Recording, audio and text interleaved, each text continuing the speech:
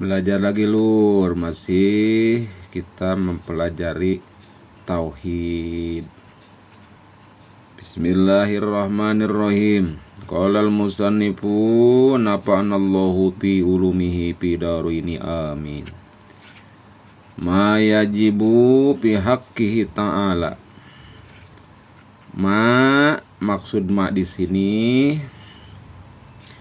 adalah sifat-sifat Allah yang 20 yang wajib adanya di Allah yang 20.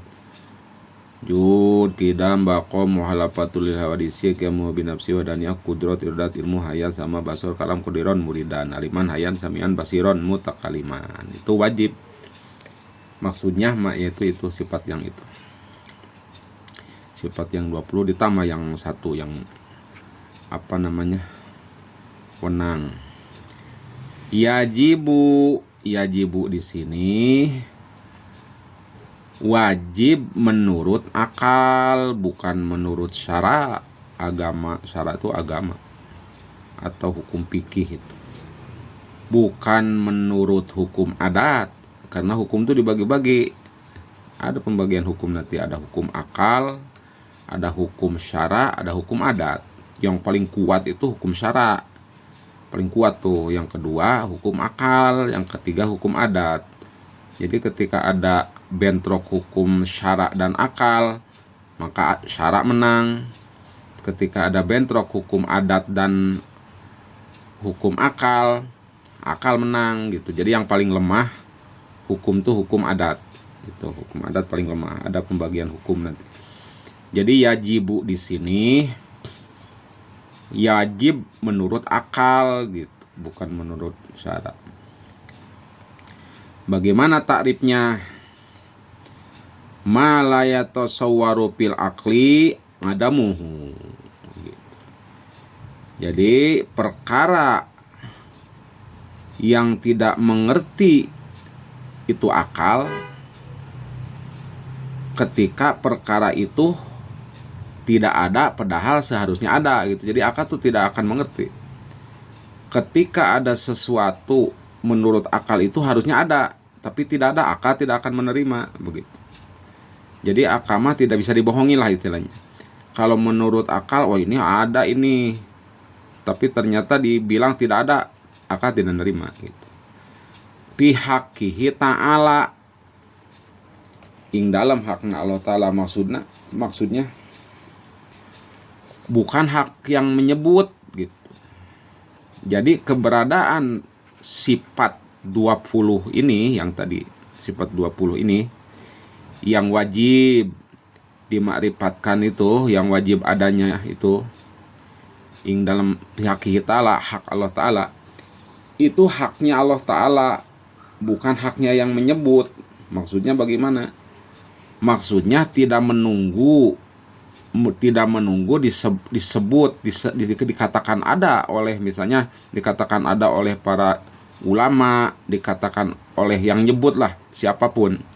Tidak, ini mah memang hak Allah Ta'ala memang ada, walaupun Allah Ta'ala tidak menciptakan langit dan bumi misalnya sama makhluknya sekalipun, maka sifat yang 20 ini tetap ada pada zat Allah Subhanahu wa Ta'ala. Begitu maksudnya. Jadi wajib di sini tadi wajib menurut hukum akal. Hukum itu macam-macam. Emang takrif hukum itu bagaimana katanya lur? Oh begitu ya. Jadi kalau takrif hukum itu, kalau secara umum itu, ini takrif hukum secara umum, belum dibagi-bagi. Isbatu amrin li amrin au nafyuhu anhu. Jadi mengisbatkan satu perkara kepada perkara yang lain atau menghilangkan perkara tersebut. Wah, rada pusing. Isbatu amrin li amrin. Amrin yang pertama itu artinya hukum. Amrin yang kedua artinya mahkum alaih. Amrin yang ketiga mahkum alaih. Jadi menetapkan hukum kepada sesuatu yang dihukumi. Jadi amrin yang kedua itu yang dihukumi. Amrin isbatu amrin li amrin, isbatu amrin yang pertama itu hukum, menetapkan hukum kepada sesuatu. Atau mengangkat satu hukum itu dari sesuatu. Contoh, isbatu amrin li amrin, nafyuhu anhu. Contoh, menetapkan asin kepada garam. Nah, itu hukum. Jadi menetapkan amrin, menetapkan asin kepada garam. Nah, itu hukum. Atau menghilangkan manis dari garam, itu ngangkat berarti. Itu sama hukum juga. Jadi hukum itu menetapkan sesuatu asin kepada garam, bahwa garam itu asin, itu hukum. Dan ketika mengangkat manis dari garam, itu juga sama hukum. Jadi hukum itu seperti itu. Itu secara umum, Nah, nanti dibagi lagi hukumnya. Ada hukum adat. Yang pertama ada hukum akal, ada hukum syara, ada hukum adat gitu. Nanti masing-masing ada tarifnya. Tapi yang dimaksud di sini mah hukum akal, yang tadi tarifnya udah disebutkan itu. Cuman akal itu kalau menurut Waajengan itu dibagi supaya bisa dimengerti maksudnya. Akal itu dibagi-bagi lagi. Akal manusia itu manusia. Kadang-kadang kita kan akal itu di mana ya adanya sebenarnya gitu. Apakah di kepala, apakah di mana? Jadi kalau menurut Waajengan itu, akal itu yang dimaksud di sini, yang wajib menurut akal di sini nih, itu namanya akal goriji. Akal goriji namanya. Karena akal itu dibagi-bagi lagi nih. Ada akal tobi'i. Akal tobi'i mah adanya di kepala katanya. Itu mah hayawan juga punya. Mungkin yang disebut insting atau apalah. Akal tobi'i mah ya pengennya paling makan, minum, tidur, kawin. Itu akal tobi'i namanya. Itu mah katanya adanya di kepala. Akal tobi'at. Ada lagi akal goriji. Akal goriji mah itunya adanya di hati. Nah, akal yang itulah yang dimaksud di sini. Nanti ada lagi akal ruhani, akal siri, udahlah itu mah. Itu nanti udah terlalu jauh itu. Yang penting yang dimaksud di sini adalah akal goriji. Akal goriji inilah yang digunakan untuk mengenal daripada sifat-sifat Allah yang 20 begitu. Adapun akal ruhani nanti kan ada lagi pembahasannya nanti itu. Nah, jadi hukum itu tadi ada 3. Jadi sebenarnya kalau orang mau belajar aqaid, harusnya itu memahami hukum dulu. Harusnya, jadi biar enak nantinya ke sononya nggak bingung gitu. Kalau udah mempelajari hukum, jadi sarjana hukum dong. Nggak. Jadi hukum akal, hukum syara, hukum adat. Apabila ada bentrok antara hukum syara dan hukum akal, maka itu yang diambil hukum syara, yang menang hukum syara. Emang bakalan bentrok kadang-kadang. Contoh, ketika kita wudu, contoh nih, kentut, duwut hitut kan, tuh batal kan wudunya, batal. Itu cek syara, yang dicuci itu kan muka, kepala, tangan, sampai mata qiyah, ya itu rukun wudu itu. Akal tidak nerima itu. Orang yang kentutnya juga dari belakang, dari bawah, dari bolongan belakang, kenapa yang dicucinya itu anggota wudu? Kan gak masuk akal. Nah, itu bentrok itu. Jadi syara dengan akal bentrok. Akal mah aneh, yang kentutnya juga dari belakang, yang dicucinya malah anggota wudu. Karena syara memang seperti itu.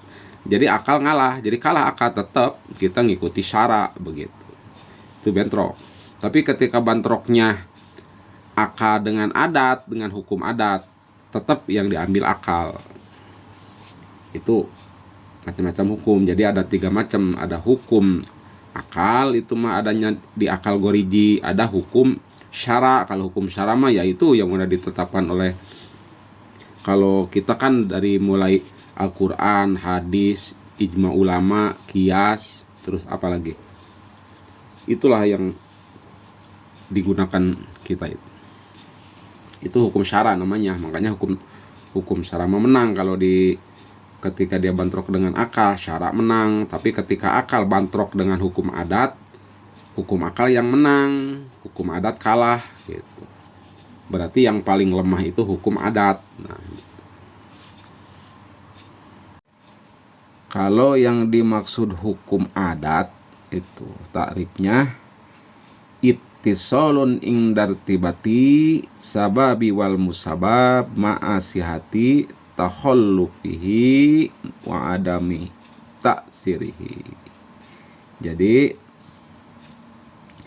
ketika bertemunya sabab dan musabab, dan dengan mudah terkadang dia sulaya gitu, terkadang dia tidak menepati. Jadi ketika bertemunya sabab dengan musabab, tapi kadang-kadang sulaya gitu. Jadi harus ada bertemu antara sabab dan musabab kalau adat. Nah, contoh ketika kita sakit kepala, kita makan obat, sembuh. Tuh, ada gak pertaliannya antara sebabnya? Musababnya kan sembuh, sebabnya itu kan obat. Ada gak pertemuannya? Ada, obatnya kan dimakan. Tuh. Jadi ittisolunya dimakan obatnya, indartibati. Jadi ada bertemu antara sebab dan musabab. Sebabnya obatnya dimakan, sedangkan obat itu menurut kedokteran mengandung misalnya paracetamol gitu kan, udah diteliti. Musababnya sembuh begitu. Nah, itu namanya adat. Menurut adat biasanya kalau saya makan obat itu suka sembuh begitu.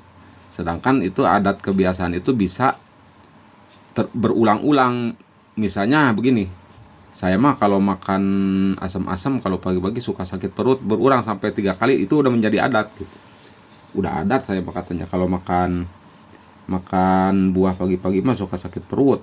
Itu namanya adat. Ada persambungannya apa? Buahnya kan dimakan, buahnya dimakan.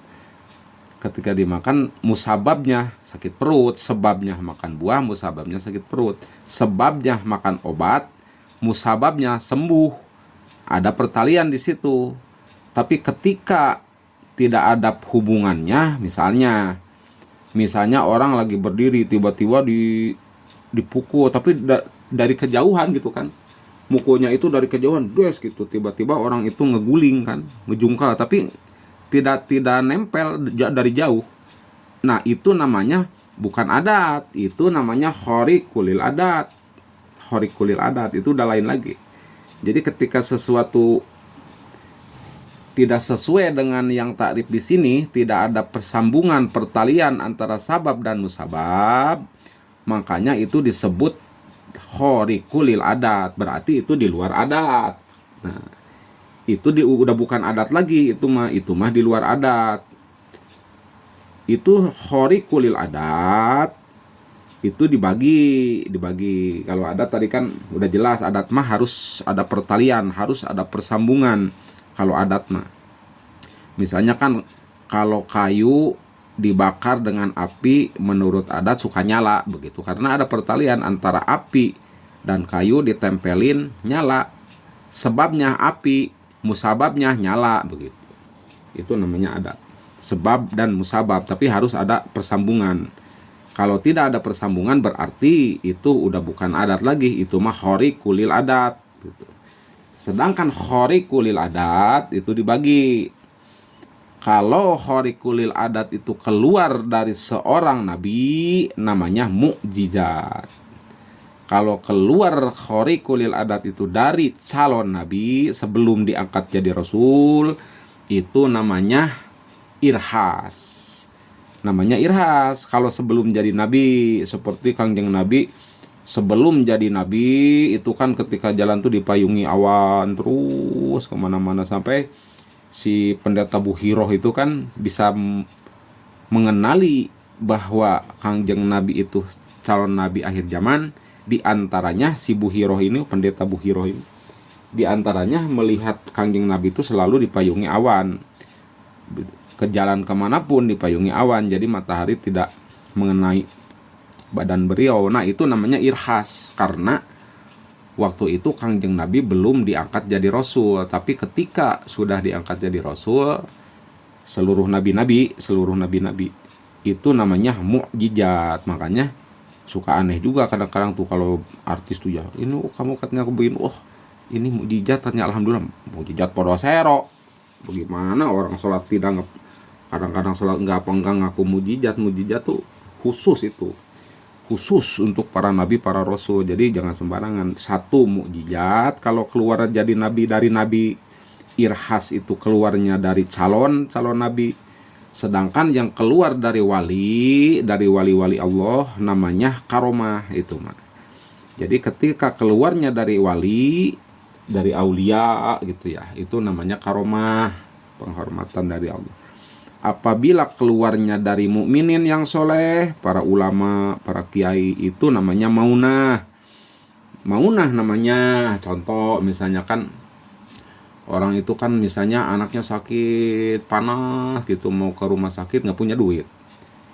Dia punya duitnya cuman 10.000. Jadi mau berobat nggak punya duit. Punya duit 10.000 doang. Gimana ya katanya, berobat kemana ya katanya. Akhirnya dia beli air minum 5.000. Yang 5.000 dimasukin sama amplop sama dia. Datanglah ke rumah kiai, bawa air sama bawa amplop, kesini 5.000. Oke, assalamualaikum. Ada apa katanya, Pak?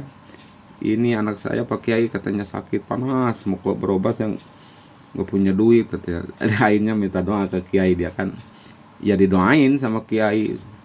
Bismillah, doain. Akhirnya kan diminum, dibawa ke rumah, alhamdulillah diijabah doanya, sembuh itu. Padahal di situ kan tidak ada pertalian sebenarnya, itu tidak ada hubungannya. Nah, itu namanya maunah. Jadi apabila keluarnya dari orang-orang soleh, orang-orang ulama, orang kiai, orang mukminin yang soleh, yang taat, itu namanya maunah, itu namanya maunat. Nah, tapi apabila keluar daripada orang-orang yang zolim, orang-orang dukun lah, katakanlah dia orang-orang yang tidak taat lah, atau di luar Islam, atau mungkin tapi dia minta tolong sama dia, misalnya anaknya sakit, datang dia ke orang yang tidak taat, orang yang tidak beriman lah katakanlah, tapi dia terpaksa datang itu kan, dia karena dia percaya kan, dia percaya, dukun lah, datang minta air, padahal orang itu tidak beriman kepada Allah misalnya, mintalah dia misalnya dikasih air, kemudian sembuh kan, sembuh tetap. Nah itu namanya istidraj. Jadi kalau istidraj itu mah namanya sungkunan dari Allah, itu mah kalau istidraj. Jadi hasilnya mah hampir sama, cuman beda sebabnya. Ada irhas, mujizat, ada karomah, ada maunah, ada istidraj gitu. Yang terakhir itu namanya istidraj. Nah jadi itu termasuk istidraj. Kalau sesuai dengan yang diinginkan sama dia namanya istidraj, tapi kalau tidak sesuai namanya ihanah, yaitu itu juga. Jadi kalau sembuh istidraj namanya, kalau ternyata udah minta air ke dukun tapi masih nggak sembuh juga namanya ihanah. Jadi nggak bagus dua-duanya. Jadi istidraj itu keluarnya dari orang kafir atau dari orang Islam tapi pasek gitu. Makanya kita juga harusnya rada-rada mikir juga, jangan seneng dulu ketika kita doa nih, wah langsung dikabul. Jangan seneng dulu, kita ngaca nih, kita siap termasuk taat apa enggak nih, ngeri juga. Takutnya yang dikena, yang hasil itu kita nih, ya takutnya gitu masuknya kemana nih, padahal kita ibadahnya kurang begitu, bahkan sering belentang-belentong. Jadi rada ngaca, maksudnya itu mengintrospeksi diri aja sih. Ya mudah-mudahan tidak, mudah-mudahan. Begitu. Nah, itulah sekilas tentang pembagian hukum. Jadi tadi ada hukum akal, hukum syara, ada juga hukum adat begitu.